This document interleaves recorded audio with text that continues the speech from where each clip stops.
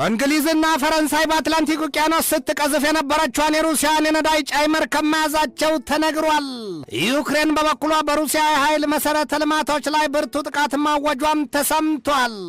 ሩሲያም በወገኗ የአርቲፊሻል ኢንቴሊጀንስ ወይም ኤአይ ሙሉ በሙሉ ማተኞችን ሊያጠፋ ይችላል ስትል በጽኑ ማስጠንቀቋ ተሰምቷል። የሩሲያው ፕሬዚደንት ዛሬ በጣም አስፈሪ ሆነዋል ሲሉ የጀርመኑ መራሄ መንግስት ሌላ ስም ሰጥተዋቸዋል። ይህንኑ ርዕሰ ጉዳይ ለዓለም አቀፉ ትንታኔ ዘገባችን መርጠን አሰናድተነዋል። ከትንታኔ ዘገባው ጋር ትዕግስቱ በቀለ ነኝ። ዓለም የበቀል መተወኛ መድረክ የሆነች ትመስላለች ይሏታል። ወዲህም አንድም ጊዜ ከጦርነትና ከእልቂት ስሌት ወጣ ያለ መልካም ነገር የሚታይባት የሚሰማባት አልሆነችም ይሏታል። ሰሞኑን በብርቱ ባላንጣነት የጎሪጥ የሚተያዩት ሩሲያ፣ እንግሊዝና ፈረንሳይ ውጥረታቸው መካረሩን የተሰማው እንግሊዝና ፈረንሳይ በጋራ ሆነው በአትላንቲክ ውቅያኖስ ስትቀዝፍ የነበረችዋን አንዲት የሩሲያ የነዳጅ ዘይት ጫኝ መርከብ መያዛቸውን አስታውቀዋል። መርከቢቱ የማዳጋስካርን ሰንደቅ ዓላማ ያውለበለበች ስትጓዝ እንደነበር ነው የተገለጠው። ይህችው የ252 ሜትር ርዝመት ያላት የታጎር የነዳጅ ጫኝ መርከብ በአውሮፓ ህብረት ማዕቀብ ከተጣለባቸው የሩሲያ መርከቦች መካከል አንዷ ናት። ታጎር የነዳጅ ጫኝ መርከብ በዓለም አቀፉ የውሃ አካል ላይ ከሙርማንስክ ተነስታ ወደ ኖርዌይ የውሃ ጠረፍ ስታመራ እንደነበረም ነው የተገለጠው። የፈረንሳው ፕሬዚደንት ኢማኑኤል ማክሮን በሰጡት ማብራሪያ መርከቢቱ በጋራ በተደረገ ጥልቅና ብርቱ አሰሳ ተይዛለች ነው ያሉት። ቃል በቃልም አሉ በቋንቋቸው ማክሮን እርምጃችን ፈጣንና የማይቀለበስ ነው መሆኑ ነው። የሩሲያው ፕሬዚደንት ቭላዲሚር ቭላዲሚሮቪች ፑቲንም በበኩላቸው በሰጡት ማብራሪያ የሰው ሰራሹ የስለላ ጥበብ አርቲፊሻል ኢንቴሊጀንስ ወይም ኤአይ ሁሉንም ጥበብና በዓለም ላይ ያለውን የስልጣኔ ፈሰስ ጠራርጎ ሊያጠፋው ይችላል ሲሉ ነው ያስጠነቀቁት። እንደ ፑቲን ጥልቅ ማብራሪያ ታዲያ ኤአይ ሰዎች የሚሰሩትን ሁሉንም ስራ እየተካ ነው፣ የተወሳሰቡ ስራዎችን ሳይቀር እየሰራ ነውና ብዙም የሚመረጥ አይሆንም ነው ያሉት። ፑቲን በግልጽ አነጋገር የአርቲፊሻል ኢንቴሊጀንስ በተጠናከረና በተስፋፋ ቁጥር በዓለም ዙሪያ በብዙ ሚሊዮን የሚቆጠሩ ሰዎች ስራቸውን ሊያጡ ይችላሉ ሲሉ ነው ደጋግመው ያሳዩትም ያስጠነቀቁትም። ዛሬ እንደ ሲአይኤ፣ ኤፍቢአይ፣ ኤም15፣ ኤም16 እና የጀርመኑ የደህንነት ተቋማት በሙሉ ሚናቸው በኤአይ የተተካ ነው የሚመስለው። ታዲያ ያቺ በአትላንቲክ ውቅያኖስ በእንግሊዝና በፈረንሳይ የጋራ አሰሳ የተያዘችው የሩሲያ የነዳጅ ዘይት ጫኝ መርከብም በሀገራቱ የኤአይ ቴክኖሎጂ ነውና ፑቲን ምዕራባኑን ከፍ ዝቅ አድርገው ጠልጥለዋቸዋል።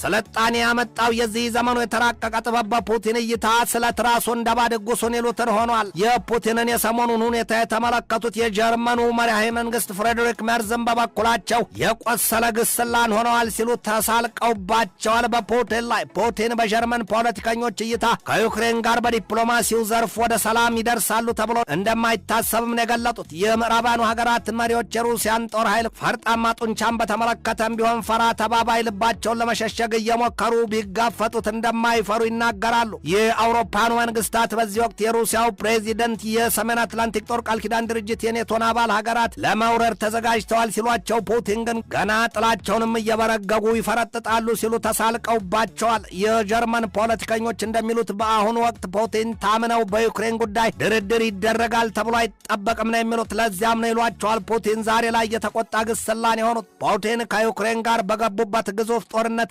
5ኛ ዓመታቸውን መያዛቸውና ዛሬም ግን የጦርነቱን መጠናቀቅ አመላካች ፍንጮች ያለመታየታቸው ይብሱንም ዩክሬን በሩሲያ የኃይል መሠረተ ልማቶች ላይ አዲስና ከባድ የተባለ ጥቃቶች ማወጇን የተሰማው።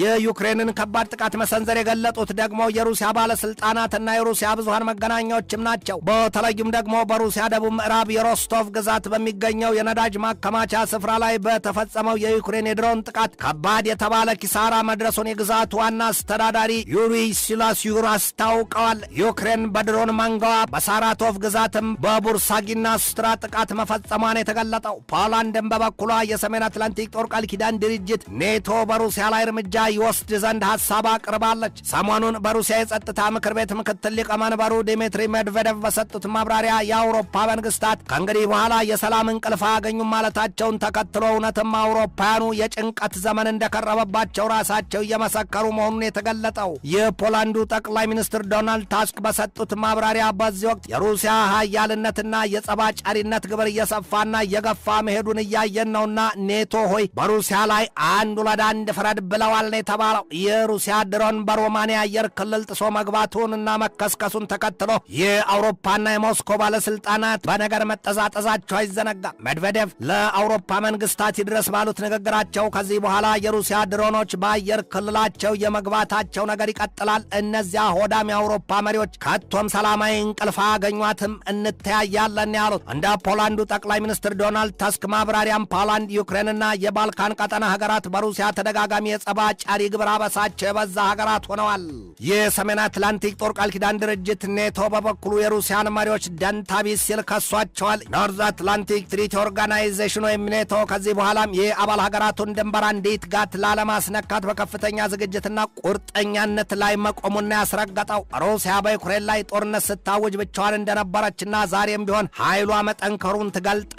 ይሁንና ግን ከሩሲያ ጎን ተሰልፈው ዩክሬንን የሚወጉት አካላት ቁጥር ብዙዎች ናቸው ነው የሚባለው። እንደ አብነትም ሰሜን ኮሪያ ስትጠቀስ ከ10 ሺህ በላይ ወታደሮቿን ከሩሲያ ጎን አሰልፋ በሩሲያ ኩርስክ ግዛት መዋጋቷ ይነገራል። ሩሲያና ቻይናም ቢሆኑ ከብርቱና የቅርብ ወዳጅነታቸው አንጻር የኔቶን አይነት ትብብርም ጥምረትም ባይሆን ጠንካራ አንድነት አላቸው ነው የሚባለው። ሩሲያና ቻይና በአርክቲክ ቀጠና ያለው አቋማቸው ለአሜሪካ ትልቅ ስጋት ነው። የቻይናና የሩሲያ ስሌት በዚህ ወቅት የአሜሪካና የአውሮፓን ትብብር ማላላቱና ትልቅ ክፍተት መፍጠሩን የሚያሳዩት ብዙዎች ናቸው። አሜሪካ ከማንም በላይ ስጋቴ ናት የምትላት ቻይና በታይዋን ደሴት ላይ ያሰላችው የወረራ ቀመር ወዲያም በሩሲያና ዩክሬን ጦርነት በኃይልም በማዕቀብም ልታድነው ላልተቻላት አሜሪካ አሁን ደግሞ ራሷን ስቦ የዘፈቃት የኢራንና የኢዝራኤል ጉዳይ ለትራምፕ መካር የሌለው ንጉሥ ያለ አንድ ዓመት አይነግስን አድርጓቸዋል። ፕሬዚደንቱ ወይ ከአውሮፓ አጋር አባሮቻቸው አልሆኑ ወይ ደግሞ ከሩሲያና ከቻይና በቀላይን መታየት አልዳኑ። ነገሩ ሁሉ የማያስኬድ መንገድ ሆኖባቸዋል ሲሉ የሚተቿቸው ብዙዎች ናቸው። ትራምፕ በቬኔዙዌላ የከፈቱትን በቅጡ አልዘጉት። ከኪውባም ጋር ውዝግብ ውስጥ የገቡበት ነገር ከሩሲያ ጋር መልሶ ሳያናቁራቸው እንደማይቀር ይነገራል። አሜሪካ ከቻይናም ቢሆን የሚጠብቃት ስጋት እንዲህ የሚታይ አይደለም። በተለይም ደግሞ ቻይና በሎፕኑር ግዛቷ በሚገኘው የዢንጃንግ በረሃ ያከማቸችው የኒውክለር ጦር መሳሪያዋና ከኒውክለር ጥቃት የምትታደግበት መጠለያዋ መራቀቁ ጉዳይ ለአሜሪካ የማትቀበለው እውነታ ሆኖባታል ይሏታል። ቻይና በዢንጃንግ በረሃ 80 የማስወንጨፊያ ስፍራ አላት ነው የሚባለው። ያ መሆኑ ደግሞ ለአሜሪካ ከቻይናና ከሩሲያ በጋራ የተቀመመው መርዝ የሚረጭ ወይም የሚደፋባት ከሆነ ልትጠርገውም ልታጸዳውም ይቸግራታል ሲሉ የሚያሳዩት ብዙዎች ናቸው። ትንታኔ ዘገባውን ስናዘጋጅ በዋቢነት በሄራልድን፣ ኪቭ ኢንዲፔንደንትን፣ ፎክስ ኒውስን፣ ናሽናል ኢንተረስትን፣ ኢንዲፔንደንትን፣ ዩኤቲቪ እንግሊሽን፣ ኢንተርናሽናል ቢዝነስ ታይምስ እና ሞርኒንግ ስታርን ተጠቅመናል።